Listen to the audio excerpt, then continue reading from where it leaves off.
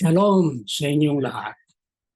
Sa pamamagitan nito, ang tao'y magtatamo ng karunungan at pag-unawa sa mga salitang puno ng aral sa buhay. Kawikaan 1:2. Welcome po sa Good and Faithful Channel dito sa YouTube. Dalangin kong maging pagpapala ito sa iyo tuwing ikaw ay magbubukas at manunood. Ang pangunahing mapapanood mo ay ang pagtatalakay ng lingguhang Sabbath School lesson. Darating ang araw na madaragdagan ito ng mga serye ng pag-aaral sa iyo pang paksa tungkol sa pagiging katiwala ng Diyos. Ang katotohanan sa mga misis pasakop sa inyong sariling mga mister. Ang liham ni Apostol Pablo sa mga taga-Efeso. Bago tayo pumalaot ay manalangin muna tayo. Panginoong Diyos, Ama namin, sa ngalan ng inyong anak ay matupad nawa sa amin ang inyong pangakong pupunuan ninyo ang lahat ng aming mga pangangailangan ayon sa inyong maluwalhating kayamanan na matatagpuan kay Kristo Jesus. Amen. Nasa pang-10 lesson na tayo. At ang pamagat ay mga asawang lalaki at babae magkasama sa krus. Ang susing talata, Efeso 5:25 hanggang 27.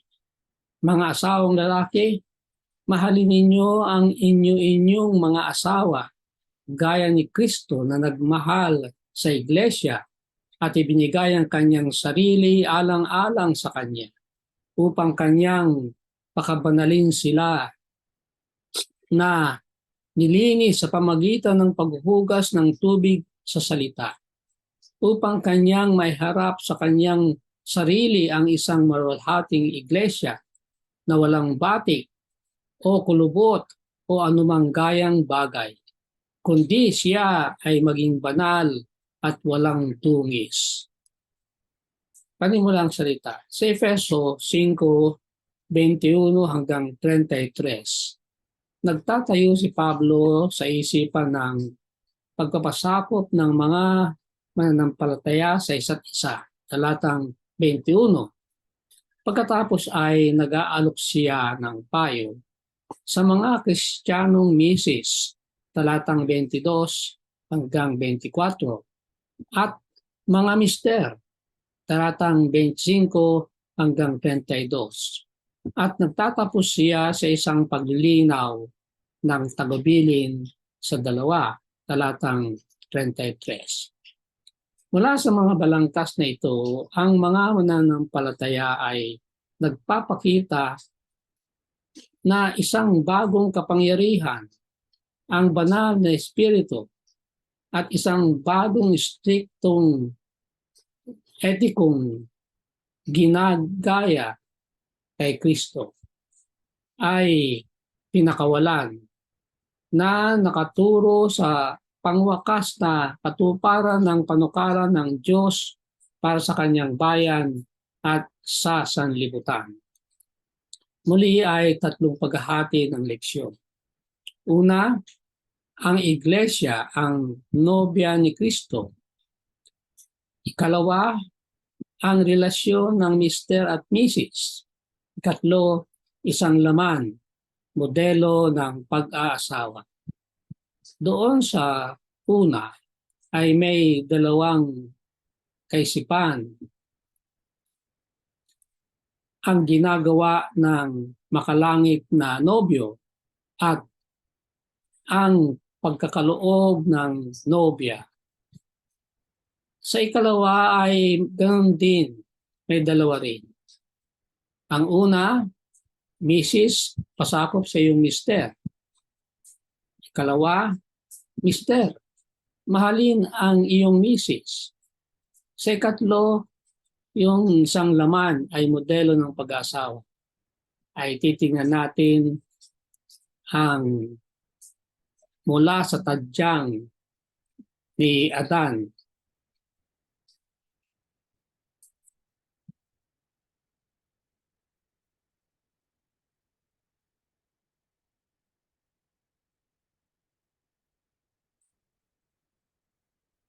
Unang pagkakahati.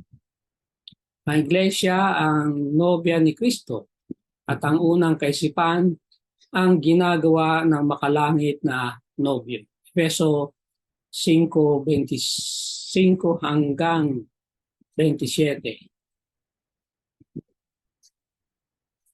Mga asawang lalaki, mahalin ninyo ang inyong mga asawa, gaya ni Kristo na nagmahal sa iglesia at ibinigay ang kanyang sarili alang-alang sa kanya upang kanyang pakabanalin siya na nilinis sa pamagitan ng paghuhugas ng tubig sa salita upang kanyang may harap sa kanyang sarili ang isang maluwalhating iglesia na walang batik o kulubot o anumang bagay kundi siya ay maging banal at walang dungis. Ang kwento ng batang pulot sa Ecclesiastes 16:1 hanggang 14. Sa simula, ang Jerusalem ay isang kaananitang lungsod na pinaninirahan ng mga Amoreo at Heteo. Ito'y gaya ng isang inayawang sanggol na itinapon sa isang bukid at iniwan para mamatay mula sa pagkakabilad. Gayunman, iningatan ng Diyos ang buhay ng bata. Pagkalipas, matapos siyang lumaki na isang kabataang babae, pumasok ang Panginoon sa isang tipang pag-aasawahan sa kanya. Kanyang dinamtan siya ng magagandang damit, binigyan siya ng pagkain at ginawa siyang isang reyna. May mga elemento ng kwentong ito ang ginamit ni Pablo sa kanyang sinulat sa Efeso 5:25 hanggang 27 at 29. Metapora ng kasalang pag-asawahan. Si Kristo ang makalangit na nobyo na una, minahal ang iglesia bilang nobya. Hinding-hindi dapat nating kalilimutang ito'y isang gawain ng puso para kay Jesus. Iniibig niya tayo. Ikalawa, ibinigay ang kanyang sarili bilang kabayaran sa nobya. Sa konteksto ng matandang kasunduan ng kasalanan, bibilhin ng nobyo ang nobya sa halaga ng nobya. Sa muling pagkabuhay at sa krus ay binigay ni Kristo ang sarili para sa iglesia. Ikatlo, pinapaliguan ang kanyang nobya. Ang mga abay na babae at babaeng kamag-anak ang naghahanda sa nobya para sa seremonya. Si Kristo ang nagpapabanal at naglilinis sa kanya. Kaapat, nagsasalita ng salita ng pangako. Ang paglilinis ay ginagampanan sa pamamagitan ng salita. Nakaturo sa pangako ng nobyo sa kanyang nobya marahil sa konteksto ng seremonya ng kasunduang pakasal, betrothal, kung saan pinag-uusapan ang halagang ibabayad ng nobyo at ang dote ng nobya. Kalima, inihahanda at ginagayakan ang nobya.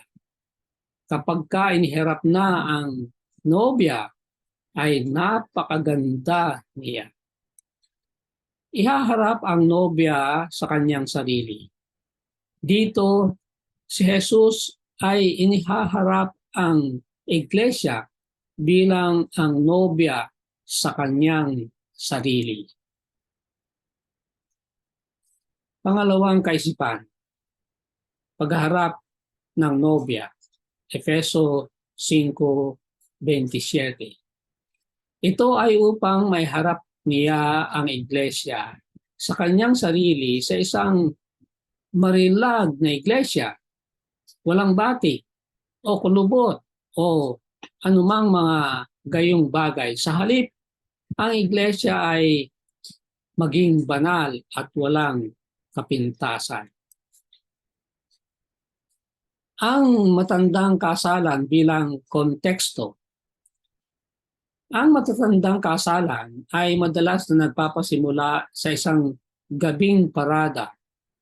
Tignan ang talinhaga ng 10 Birhen sa Mateo 25:1-13. Ang nobyo at ang kanyang piling kasabahan ay magtitipon sa tahanan ng nobyo, ang bagong tahanan ng dalawa.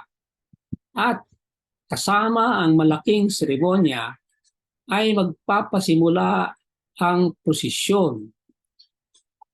Naiilawan ng mga sulo at sinasamahan ng masasaya at umiindayog na musika at malaking kasayahan. Ang maraming tao ay naggigit-gitan tungo sa buhay na bahay ng ama ng nobya. Kinukuha doon ang nobya o sinasalubong ang sariling posisyon ng nobya sa daan. Ang parada ay ihahatid ang dalawa sa kanilang bagong tahanan. Ang mga panauhin ay mamamalagi sa isang linggong pista, nalulundo sa seremonya ng kasalan nang ang nobya ay ihaharap sa nobyo. Ang mga kaugalian at papel ng kasalan ay magbibigay liwanag sa relasyon ni Kristo sa iglesia. Una, kasunduang pagpapakasal. Inihandog ni Kristo ang sarili para sa iglesia bilang bayad sa nobya. At kaya naging katipan sa iglesia, talatang 25. Kumakatawan ito sa tipan ng Diyos sa tao. Hindi ba ito ang pag-aaring ganap o justification? Ikalawa, paghahanda para sa seremonya ng kasalan. Ang mga pag-asikaso ng nobyo ay nagpapatuloy sa kanyang kasalukuyang pagsisikap upang pabanalin at linisin ang nobya, talatang 26. Hindi ba ito ang pagpapakabanal o sanctification?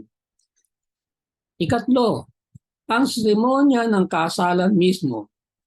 Ang kasalukuyang pag-aasikaso ni Kristo ay patungkol sa pagbibigay ng nobya sa kasalan, talatang 27.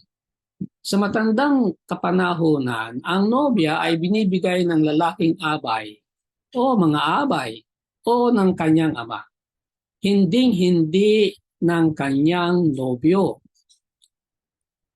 Isang nakapagpapakilos na larawan ang pagbabalik ni Kristo bilang isang hinaharap na seremonya ng kasalan. Kapag ang mahabang kasunduang pagpapakasal sa pagitan ni Kristo at ang kanyang iglesia ay nakumpleto at ang kasalan ay ipinagdiriwang. Malinaw na ang kasalan ay nakumpleto at ang kasalan ay pinagdiriwang.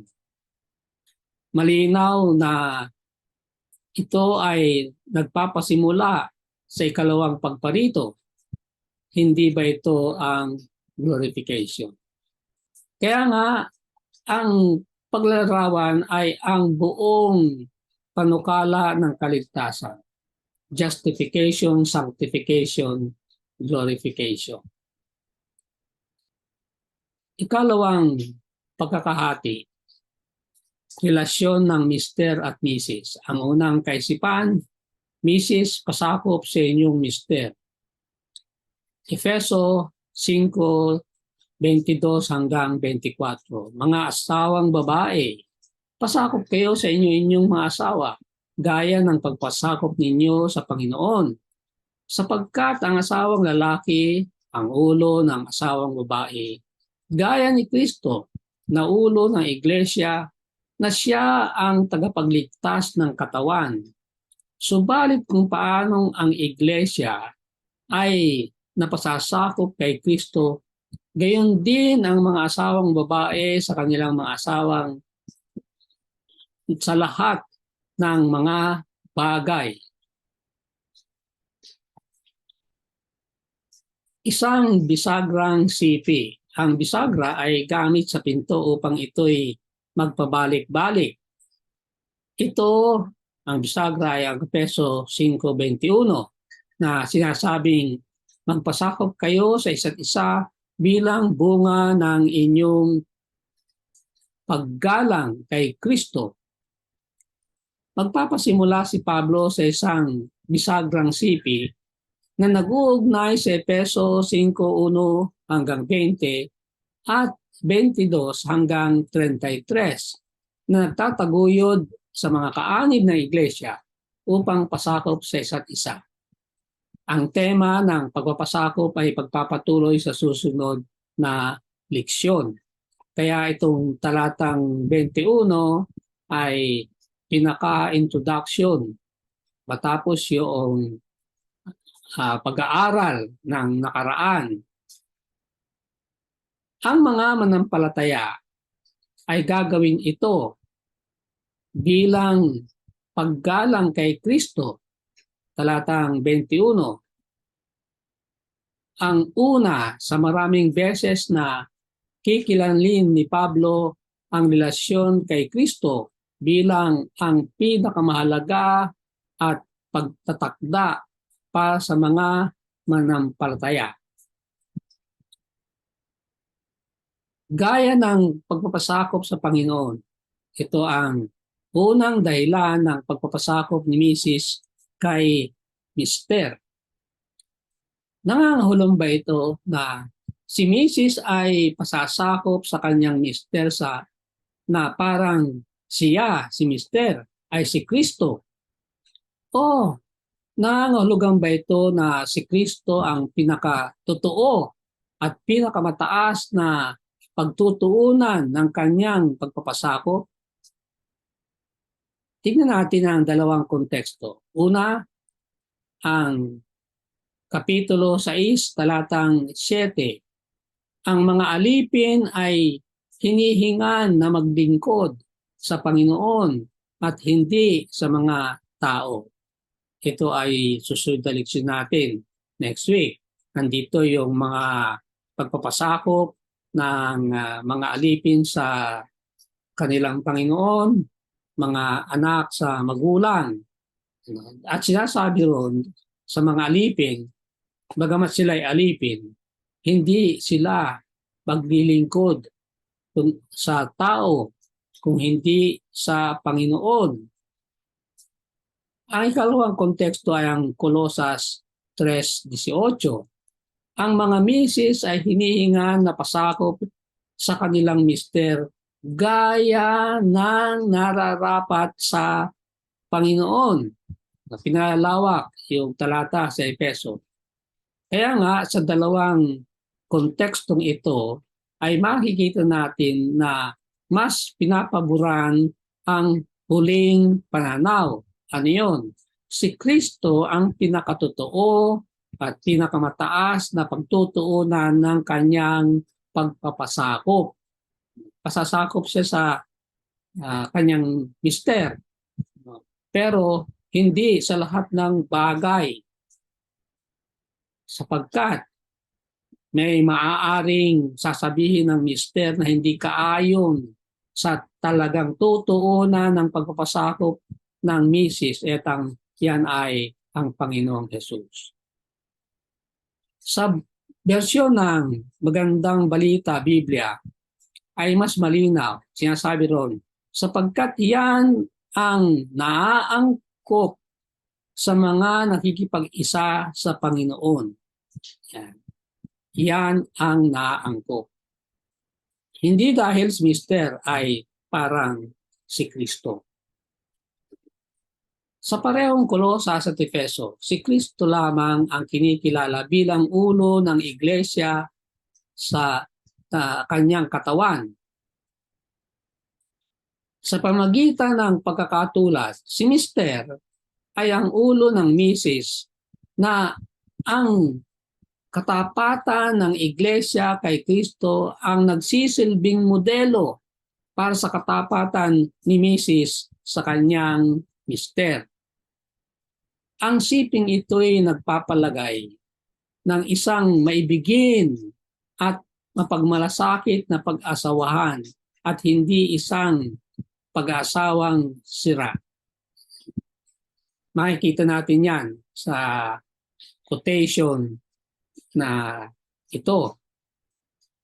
Kung ang mister ay magaspang, magulo, maharot, makasarili, malupit, at dominanteng tao, ipaalam sa kanyang hindi niya bibigkasin ang salitang ang mister ay ang ulo ni Mrs.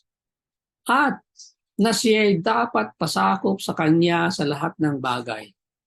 Dalawa raw ang hindi niya dapat sabihin. Yung mga mister na hindi kumikilos na talagang Kristiyano o tagasunod sa Panginoon. Nandiyan yung kanyang mga katangian, mga kilos na hindi mabuti. Dalawa ang hindi raw niya dapat sabihin. Unang-una, na siya ang ulo ni Mrs. Ikalawa, na dapat pasakop si Mrs. sa kanya.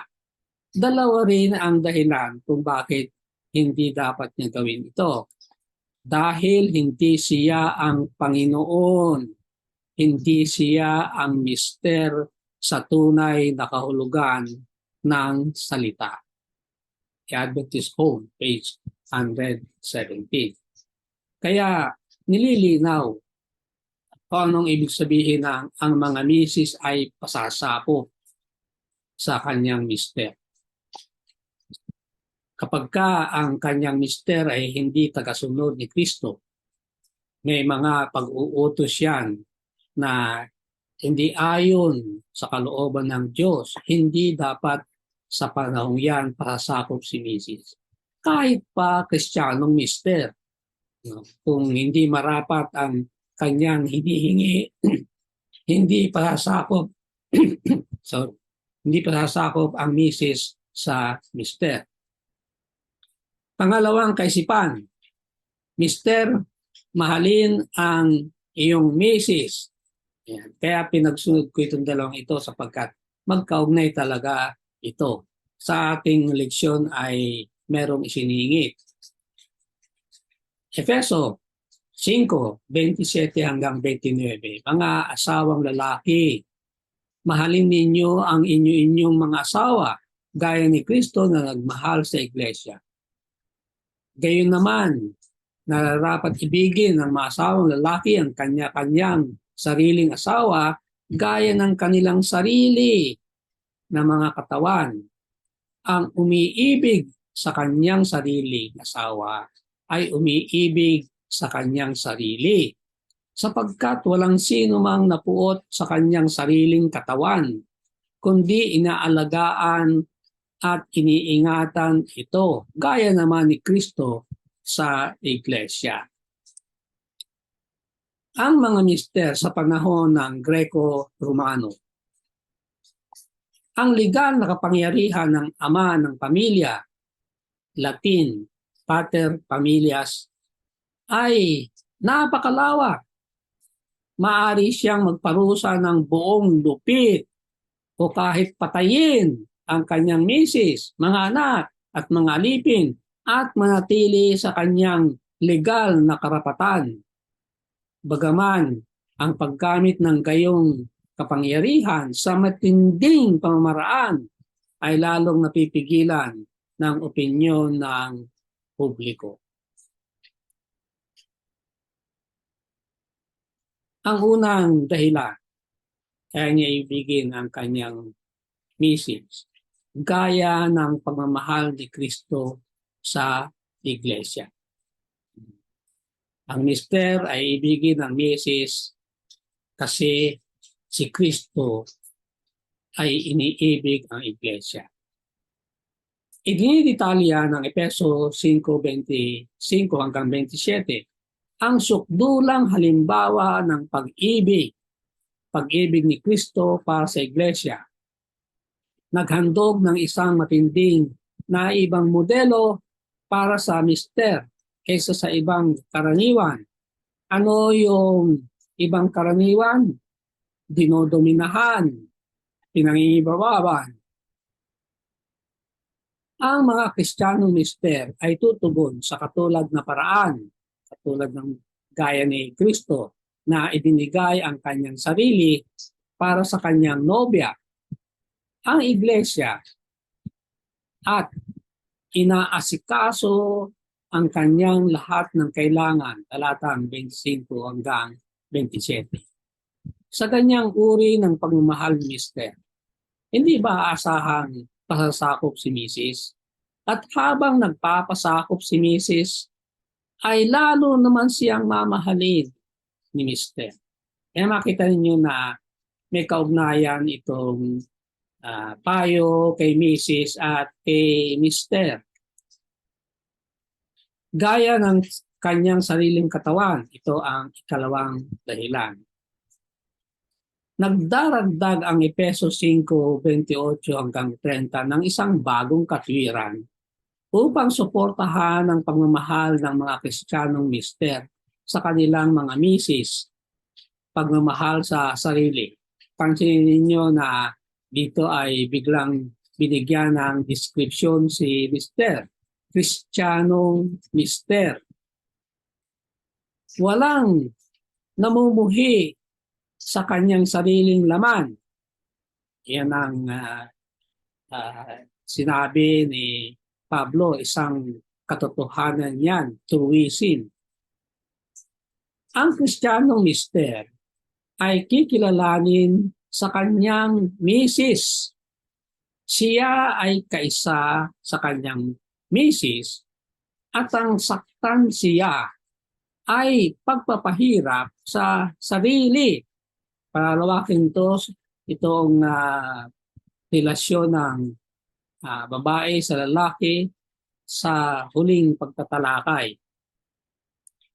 Tularan ang inyong pag-uugali sa inyong misis sa paraang pinakikitunguhan ka ni Kristo. Yan ang modelo. Ano ba ang pakikitungo ni Kristo sa iglesia? Nakita natin kanina na marami siyang ginagawa. Pinaliliguan, dinatantan, lahat ng pangangailangan ay ibinibigay. Ikatlong pagkakahati, ang isang laman na modelo ng pag-aasawa. Genesis 2:21 hanggang 24. Kaya pinatulog ng mahimbing ng Panginoong Diyos ang lalaki at kinuha niya ang isa sa kanyang mga tadyang. At ang tadyang na kinuha ng Panginoong Diyos sa lalaki ay ginawang isang babae. At sinabi ng lalaki, sa wakas ito'y buto ng aking mga buto at laman ng aking laman. Siya ay tatawaging babae sapagkat sa lalaki siya kinuha. Kaya iniiwan ng lalaki ang kanyang ama at ang kanyang ina at pumipisan sa kanyang asawa at sila'y nagiging isang laman. Ang ilustrasyon ay paglarawan ng pag-iisang laman ni Adan at ni Eva. Tingnan mabuti ang larawan kung makakakita kayo ng ahas. Kung hindi pa niyo mahanap, ay i-freeze muna ninyo ang video na makita ninyo meron diyang ahas. Mula sa tadyang ni Adan, ang naratibo ng Henesis 2 sa isang laman. Kaya't ang Panginoong Diyos ay kinuha niya ang tadyang ginawang isang babae, talatang 21 at 22. At sinabi ni Adan, ito'y buto ng aking mga buto at laman ng aking laman. Si tatawaging babae, sapagkat sa lalaki siya kinuha, talatang 23. At sila'y magiging isang laman, talatang 24.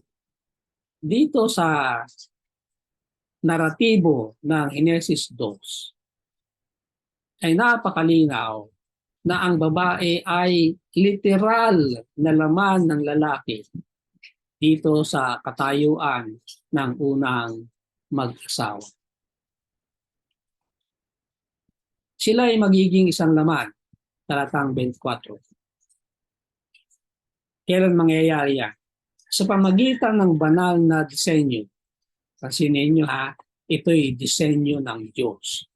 Ang pag-asawa ay nilayon na maging isang laman na relasyon na may pagkakaisang sexual na sinasalamin sa emosyonal at espiritual na pagkakaisa. At ang emosyonal at espiritual na pagkakaisa ay nagdadala ng kahulugan sa sexual na relasyon.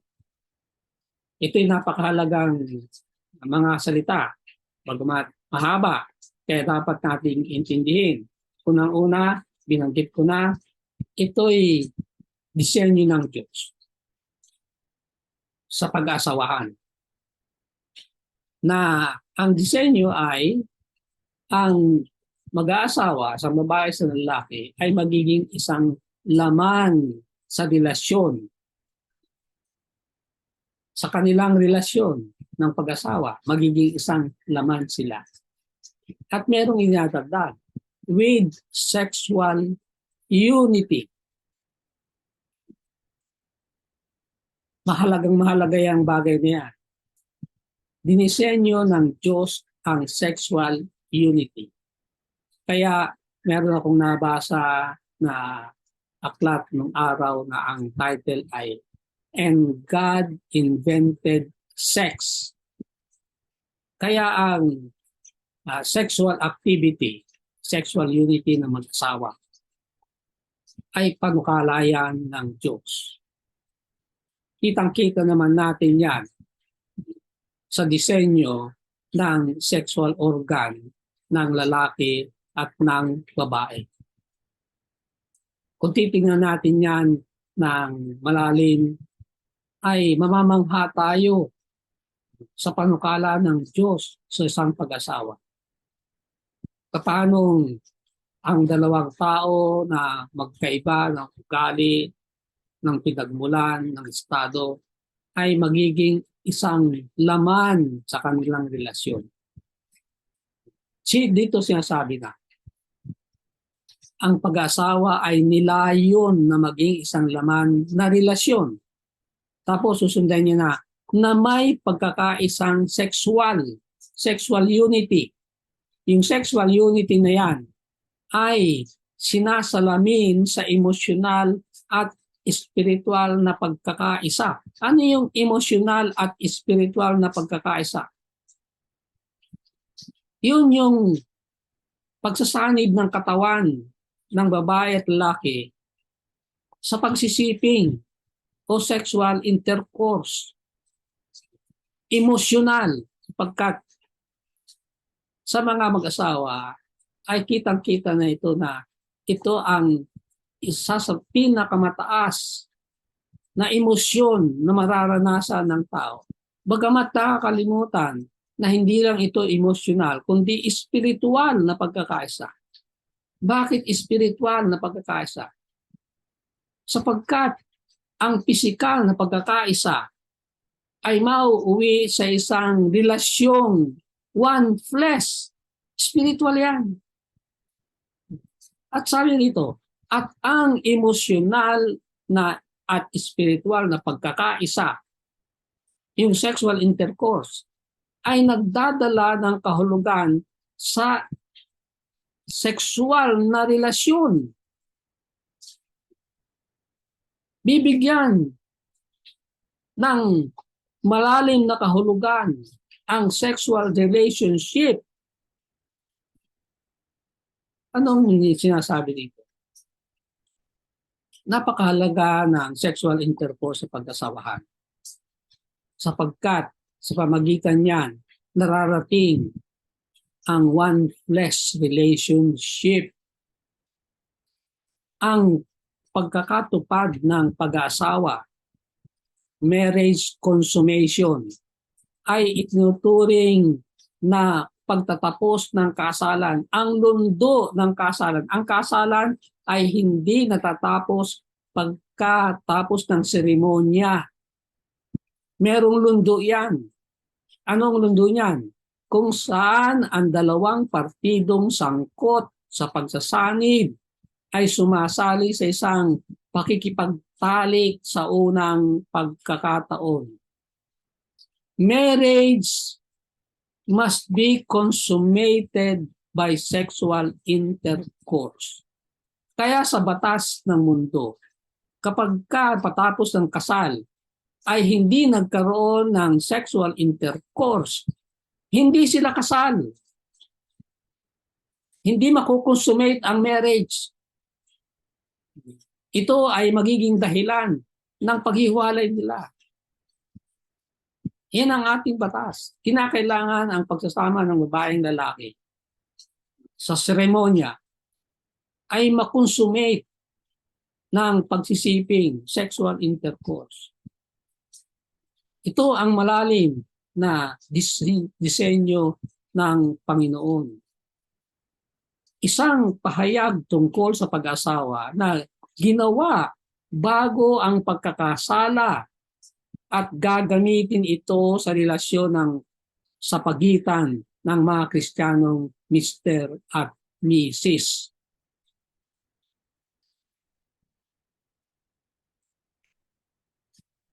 Sa isang daigdig, pagkatapos ng pagkakasala, laganap ang pagsasamantala ng sexual na relasyon sa pagitan ng isang lalaki at isang babae ay ang kaisipan na ang sexual na pagsasanib ay kumakatawan sa pagsupil sa babae. Gagamitin ang sexual intercourse na panupil. Kaya maraming mga asawang babae ang nare-rape. Ang relasyong sexual, gaya ng pagwawari sa Henesis, ay hindi isang pagsupil, kundi ng pagsasanib. Tuwing magkakaroon ng pagsisiping, ay pinatitibay ang oneness, one flesh. Sapagkat sabi nga kanina, yung physical at spiritual ay nandoon. Yung spiritual na nandoon ang magpapatibay ng kanilang pagiging isa. Hindi ito sumisimbolo o nagsasakatuparan ng pangingibabaw ng lalaki, kundi ng pagsasanib ng Mr. at Mrs. Gayon na lamang na sila'y iisang laman. Anong konklusyon?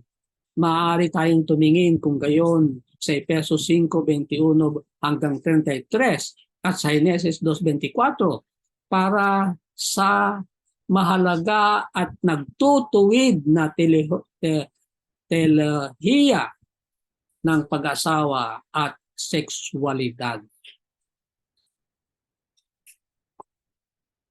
Isang malalim na hiwaga, talatang 10. Ang Kristiyanong pag-asawa ay maunawaan sa liwanag ng relasyon ni Kristo sa kanyang iglesia, at ang relasyon ni Kristo sa kanyang iglesia ay maunawaan sa liwanag ng Kristiyanong pag-asawa. Makita niyo rito na meron ding mariing relasyon. ang pag-asawahan daw ay mauunawaan sa liwanag ng relasyon ni Kristo at ang Iglesia. Sa kabilang banda naman, ang relasyon ni Kristo sa Iglesia ay maunawaan din sa liwanag ng Kristiyanong pag-asawahan.